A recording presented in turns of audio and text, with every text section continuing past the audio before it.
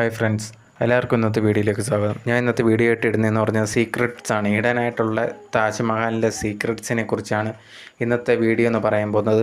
ഇപ്പം ഫോറിനേഴ്സിനെല്ലാം എടുത്തു കഴിഞ്ഞാൽ ഏറ്റവും കൂടുതലും ഇന്ത്യ എന്ന് പറയുമ്പോൾ ഫസ്റ്റ് ഒരു കാര്യം ഓർമ്മ വരുന്നത് താജ്മഹലായിരിക്കും. വേറെ കുറേ കാര്യങ്ങൾ ഓർമ്മ വന്നാൽ പോലും ഇതൊരു അവർക്ക് ഓർമ്മ വരുന്ന ഒരു കാര്യമാണ്. സോ ഈ താജ്മഹൽ എങ്ങനെയാണ് പണിഞ്ഞെന്ന് കുറേ പേർക്ക് അറിയാം. പക്ഷേ അതിലുള്ള വേറെ രഹസ്യങ്ങളുണ്ട്. എന്തിനാണ് പണിഞ്ഞതെന്ന് അറിയാവുന്നവരുണ്ടെങ്കിൽ പോലും കുറേ നിങ്ങളറിയാത്ത ഷാജഹാൻ തൻ്റെ വൈഫ് മുംതാസിനായി പണിഞ്ഞതിന് വേറെ അതിനിടയിൽ നിങ്ങൾക്കറിയാത്ത കുറേ കാര്യങ്ങളും, അതുപോലെ തന്നെ താജ്മഹലിനെ പോലെ തന്നെ ബ്ലാക്ക് താജ്മഹൽ പണിയാൻ ഷാജഹാൻ പ്ലാൻ ഉണ്ടായിരുന്നു. ഇതിനെക്കുറിച്ചുള്ള കാര്യങ്ങളാണ് ഇന്നത്തെ വീഡിയോയിൽ ഞാൻ സംസാരിക്കുന്നത്. ഒട്ടും വൈകാതെ വീഡിയോയിലേക്ക് പോകാം. സോ എന്താ പറയുക, മുംതാസിന് വേണ്ടി ഷാജഹാൻ പണിഞ്ഞതാണ് താജ്മഹൽ. അതെല്ലാവർക്കും അറിയാവുന്ന കാര്യമാണ്. അതുപോലെ തന്നെ നമുക്കറിയുന്നത് ഈ ഒരു പ്രണയത്തിൻ്റെ ഭയങ്കര എന്താ പറയുക, പ്രണയത്തിന് വേണ്ടി ഉണ്ടാക്കിയെന്ന് പറഞ്ഞാൽ പോലും ഷാജഹാൻ മുംതാസിനെ കല്യാണം കഴിച്ചതിന് ശേഷം പിന്നെയും വേറെ ഒരു 4-5 പേരെ കല്യാണം കഴിക്കുകയുണ്ടായിരുന്നു. അപ്പോൾ ഇതെങ്ങനെ ലവിൻ്റെ സിമ്പിളാവുമെന്നൊക്കെ ചോദിച്ചിരുന്ന അതിനെക്കുറിച്ചുള്ള കാര്യങ്ങളാണ് ഞാൻ പറയാൻ പോകുന്നത്. അതുപോലെ തന്നെ ഷാജഹാൻ രാജാവാവുന്നതിന് മുമ്പ് തൻ്റെ 3 സഹോദരങ്ങളും കൊന്നാണ് താൻ രാജാവാവുന്ന. അവരെ 3 പേരെയും കൊന്നിട്ടാണ് ഷാജഹാൻ രാജാവാവുന്നത്. അതുപോലെ തന്നെ മുംതാസിനെ കാണുന്നതെന്ന് പറഞ്ഞു കഴിഞ്ഞാൽ ഷാജഹാൻ്റെ 13-14 വയസ്സുള്ള സമയത്താണ്.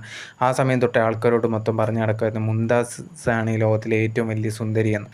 സോ ആ സമയത്ത് തന്നെ എന്ത് ചെയ്തെന്ന് പറഞ്ഞാൽ ഷാജഹാൻ മുംതാസിനെ നിശ്ചയം ചെയ്തു വെച്ചിരുന്നു. അതിനുശേഷം 5 വർഷമൊക്കെ കഴിഞ്ഞിട്ടാണ് കല്യാണം കഴിച്ചത്.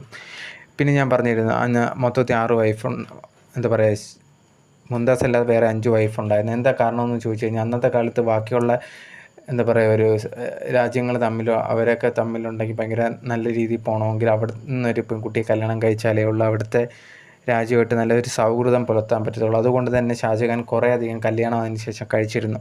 സോ ഇപ്പോൾ ഈ ഒരു താജ്മഹലിൻ്റെ സ്റ്റോറി പറയുകയാണെങ്കിൽ മുംതാസ് മരിക്കുന്നത് എങ്ങനെയാണെന്ന് ചോദിച്ചു കഴിഞ്ഞാൽ ആ സമയത്ത് യുദ്ധം നടക്കുകയാണ്. വേറൊരു രാജാവുമായിട്ട് ഷാജഹാൻ്റെ യുദ്ധം നടക്കുമ്പോഴത്തേന് മധ്യപ്രദേശിലെ ഒരു സ്ഥലത്തായിരുന്നു. അവിടുത്തെ 8 വർഷങ്ങളായിട്ടുള്ള എന്താ പറയുക ഒരു യുദ്ധം പോലെയാണ്. മൊത്തത്തിൽ ഷാജഹാനും മുംതാസിന് 14 കുട്ടികളാണുള്ളത്. സോ ഈ 14ാമത്തെ കുട്ടിയെ ഗർഭം ധരിച്ചിരിക്കുന്ന സമയത്ത്, യുദ്ധം നടക്കുന്ന സമയത്ത് പുള്ളിക്കാരിക്ക് പ്രസവവേദന വരുന്നു. അതും 30 മണിക്കൂറോളം നീണ്ടു നിന്ന ഒരു പ്രസവവേദന. അത് സഹിക്കാനാവാതെ മുംതാസ് മരിക്കുകയാണ്. അങ്ങനെ ആ ഒരു എന്താ പറയുക, പ്രസവത്തിലെ ഒരു പെൺകുച്ചാണ് ജനിക്കുന്നത്. പക്ഷേ ആ ഒരു പ്രസവത്തിൽ മുംതാസ് വേദന സഹിക്കാതെ മരിച്ചു പോവുകയും ചെയ്തു. ഈ സമയം യുദ്ധം നടന്നുകൊണ്ടിരിക്കുകയാണ്. ഈയിടെ വാർത്ത അറിഞ്ഞ ഷാജഹാൻ എന്ത് ചെയ്യുന്നു, ഭയങ്കരമായിട്ട് ഷോക്കായി പോകുന്നു. ഇത് ഭയങ്കരമായിട്ട് തളർത്തി ഷാജഹാൻ എന്ത് ചെയ്യുന്നു, ഭയങ്കരമായിട്ട് മാസങ്ങളോളം ടെൻറ്റിൻ്റെ വെളിയിൽ ഇറങ്ങാൻ പറ്റാതെ അകത്ത് തന്നെ ഒളിച്ച് നിൽക്കുന്ന ഒരാളായി. എന്ന് പറഞ്ഞാൽ ഒളിച്ച് ആരെയും കാണാൻ താല്പര്യമില്ല നിൽക്കുന്നു. അതിനുശേഷം ടെൻറ്റിൻ്റെ ഇളയിൽ വന്നതിന് ശേഷം സാധാരണ ഷാജഹാനെ കാണുമ്പോൾ ഭയങ്കര സുന്ദരനായി ഭയങ്കര ലുക്കിലൊക്കെ നടന്ന് ഭയങ്കര വെളിയിൽ എല്ലാവരും മുമ്പിൽ നല്ല രീതിയിൽ കാണിക്കാൻ ശ്രമിച്ചിരുന്ന ഷാജഹാൻ അതിനുശേഷം ഭയങ്കര വിരക്തിയിലായിരുന്നു. ഒന്നും വലുതായിട്ട് ടേക്ക് കെയർ ചെയ്യാനൊന്നും ശ്രമിച്ചിരുന്നില്ല. ആ സമയത്ത് അവിടെ തന്നെ എന്താ പറയുക, യുദ്ധമൊക്കെ നടക്കുന്നുണ്ട്. അവിടെ തന്നെ മുംതാസിൻ്റെ സമാധി ചെയ്യുന്നു. അതിനുശേഷം യുദ്ധങ്ങൾ നടക്കുന്നു. ഇങ്ങനെ നടന്നുകൊണ്ടിരുന്നപ്പോഴും മുംതാസിനെ പറ്റി, ഇവിടെ അടക്കം ചെയ്തതിനെ പറ്റി ഭയങ്കരമായിട്ടൊരു ഷാജഹാൻ അത് ഭയങ്കര തൃപ്തിയല്ലായിരുന്നു. ഡൽഹിയിൽ തന്നെ ആഗ്രയിൽ കൊണ്ട് തന്നെ അവിടെ വെച്ച് തന്നെ അടക്കണം എന്നൊരു ആഗ്രഹം ഉണ്ടായിരുന്നു. അപ്പോഴത്തേന് ഈ 14 മക്കളുണ്ടല്ലോ, ഒരു മകനെ വിളിച്ചിട്ട് പറഞ്ഞു, മുംതാസിൻ്റെ ശവശരീരം നീ ഡൽഹിയിൽ അവിടെ ആഗ്രയെ കൊണ്ടുപോകും, ഞാൻ യുദ്ധം കഴിഞ്ഞിട്ട് ഞാൻ വരുന്നതായിരിക്കും, നമുക്ക് അവിടെ വെച്ച് അടക്കാം. സോ അങ്ങനെ എന്ത് ചെയ്യുന്നതെന്ന് പറഞ്ഞു കഴിഞ്ഞാൽ യുദ്ധമൊക്കെ ജയിച്ച് ഷാജഹാൻ തിരിച്ചു വന്നതിന് ശേഷമാണ് മുംതാസിന് വേണ്ടി ഇത് പണിയാൻ തുടങ്ങുന്നത്, താജ്മഹൽ. സോ സ്നേഹത്തിൻ്റെ പ്രത്യേകമായി ഇതൊരു പണിയാൻ തുടങ്ങുന്നത്. ഇതിൻ്റെ മെയിനായിട്ടൊരു കാര്യം എന്ന് പറഞ്ഞാൽ ഇത് പണിഞ്ഞ് തീരെ 22 വർഷം വേണ്ടി വന്നു എന്നുള്ളതാണ്. സോ ഇതിനു വേണ്ടി പണിയാൻ വേണ്ടി ലോകത്തുള്ള എല്ലാ മാർബിൾസും എല്ലാ കാര്യങ്ങളും ആർക്കിടെക്റ്റും എല്ലാം ഭയങ്കരമായിട്ട് ഉപയോഗിച്ചാണ് ഇത് പണിഞ്ഞത്. 22 വർഷം വേണ്ടി വന്നു. അതുപോലെ തന്നെ ഇത് പണിയാൻ വേണ്ടി 22,000 ആൾക്കാരും അതുപോലെ തന്നെ 1000 ആനകളും വേണ്ടി വന്നു. ഇങ്ങനെ 22 വർഷം നീണ്ടു നിന്ന ഏറ്റവും വലിയ എന്താ പറയുക ഒരു സാധനമായിട്ട് ഉണ്ടാക്കിയെടുത്താണ്, ഭയങ്കര അത്ഭുതങ്ങളിൽ ഉണ്ടാക്കിയെടുത്തതാണ് താജ്മഹൽ. അതിപ്പോഴും നമുക്ക് എല്ലാവർക്കും നമ്മൾ ചെറുപ്പം തൊട്ട് കേൾക്കുന്നതാണ്. പ്രേമത്തിൻ്റെ എന്താ പറയുക ഒരു സങ്കല്പമായിട്ടുള്ള മുംതാസിന് വേണ്ടി പണിഞ്ഞു എന്ന് പറയുന്നത്. സോ അതുപോലെ തന്നെ ഇത് പണിഞ്ഞതിന് ശേഷം എന്താ പറയുക, താജ്മഹൽ പണിഞ്ഞ് മുംതാസ് മരിച്ചതിന് ശേഷം പറഞ്ഞ കണക്ക് ഷാജഹാൻ വേറെ കല്യാണമൊക്കെ കഴിച്ചിരുന്നു.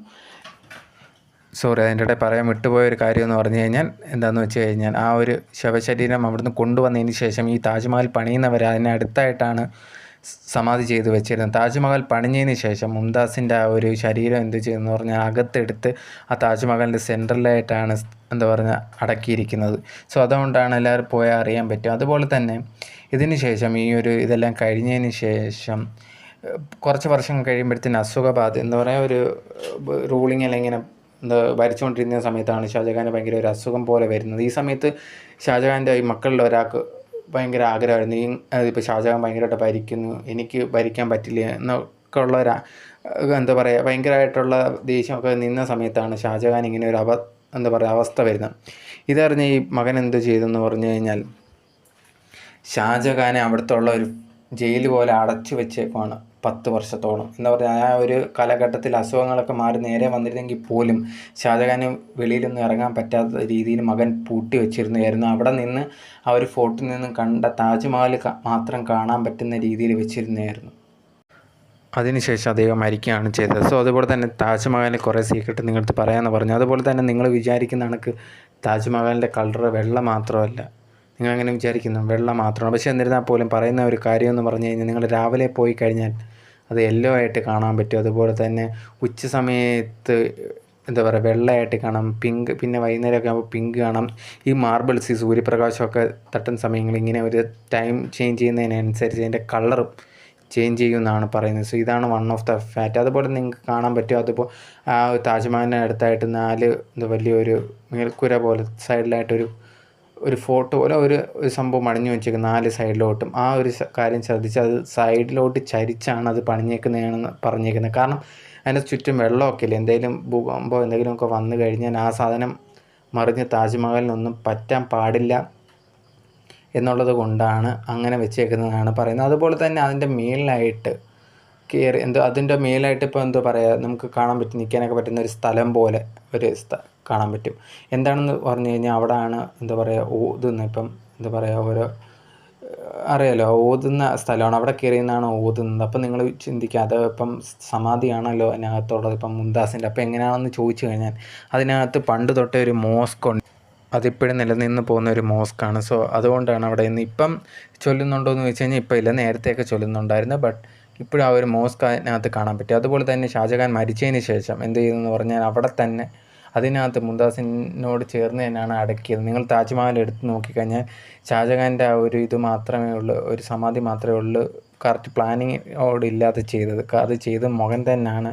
സോ ചുമ്മാ ഒന്ന് അടക്കിയെന്നേ ഉള്ളൂ. സോ അതുപോലെ തന്നെ പറയുന്നത് ഷാജഹാൻ്റെ മരണസമയത്ത് ആ ഒരു സമയത്ത് അല്ലെങ്കിൽ ഷാജഹാൻ്റെ ആഗ്രഹം എന്താണെന്ന് പറഞ്ഞു കഴിഞ്ഞാൽ താൻ മരിക്കുമ്പം ഇതുപോലെ ഒരു താജ്മഹൽ പോലെയുള്ള ഓപ്പോസിറ്റായിട്ട് ആ ഒരു റിവറിൻ്റെ അടുത്ത് പണിയണം, അതൊരു ബ്ലാക്ക് ആയിട്ടുള്ള ഒരു താജ്മഹൽ പണിയണമെന്ന് അദ്ദേഹത്തിൻ്റെ ആഗ്രഹമായിരുന്നു എന്നാണ് പറയുന്നത്. പക്ഷേ എന്താ മോനിങ്ങനെ ചെയ്തുകൊണ്ടും ഇതൊന്നും സംഭവിച്ചില്ല എന്നും പറയുന്നു. സോ ഒന്ന് ആലോചിച്ചോ, ഒരു ബ്ലാക്ക് താജ്മഹൽ ഉണ്ടായിരുന്നെങ്കിൽ എങ്ങനെയായിരുന്നു ഇനിയും. സോ ഇപ്പം ഇത് പണിയണമെങ്കിൽ ഇതുപോലെ ഒരെണ്ണം പണിയണമെങ്കിൽ എത്ര ലക്ഷം കോടി രൂപ വരുമെന്ന് പോലും നമുക്ക് പറയാൻ പറ്റില്ല. പക്ഷേ എന്നിരുന്നാൽ പോലും ഇപ്പം നമ്മുടെ ഇന്ത്യ റെപ്രസെൻ്റ് ചെയ്യുകയാണെങ്കിൽ ഈ ഒരു കാര്യം ഒരു വണ്ടേഴ്സ് എടുത്തു കഴിഞ്ഞാൽ തന്നെ ഇത് പറയാൻ പറ്റും. സോ അത് ഭയങ്കര നല്ലൊരു കാര്യമാണ്. ബട്ട് ഇതുപോലെ തന്നെ വേറെ കുറേ കാര്യങ്ങളുണ്ട്. സോ ഇതിനിടയിൽ നടന്ന ഈ ഒരു വർക്കേഴ്സിനും കാര്യങ്ങൾക്ക് നടന്ന കുറേ കാര്യങ്ങളൊക്കെ ഉണ്ട്, അതൊന്നും ഞാൻ ഇത് മെൻഷൻ ചെയ്യുന്നില്ല. സോ ഇതുപോലുള്ള കുറച്ച് കാര്യങ്ങൾ പറയണമെന്ന് വെച്ചാണ് ഞാൻ വീഡിയോ ഇട്ടത്. നിങ്ങൾക്ക് ഈ വീഡിയോ ഇഷ്ടപ്പെടുവാണെങ്കിൽ നിങ്ങൾക്ക് എന്തായാലും വീഡിയോയിൽ ഇഷ്ടപ്പെട്ടുള്ള അത് കമൻറ്റ് ബോക്സിൽ കമൻറ്റ് ചെയ്യുക. അതുപോലെ തന്നെ ഇതുപോലത്തുള്ള വീഡിയോ നിങ്ങൾക്ക് വേണമെങ്കിൽ എൻ്റെ ചാനൽ സബ്സ്ക്രൈബ് ചെയ്യുക, എന്നാലും നിങ്ങൾക്കത് ഇനിയുള്ള വീഡിയോസ് കിട്ടത്തുള്ളൂ. ബൈ.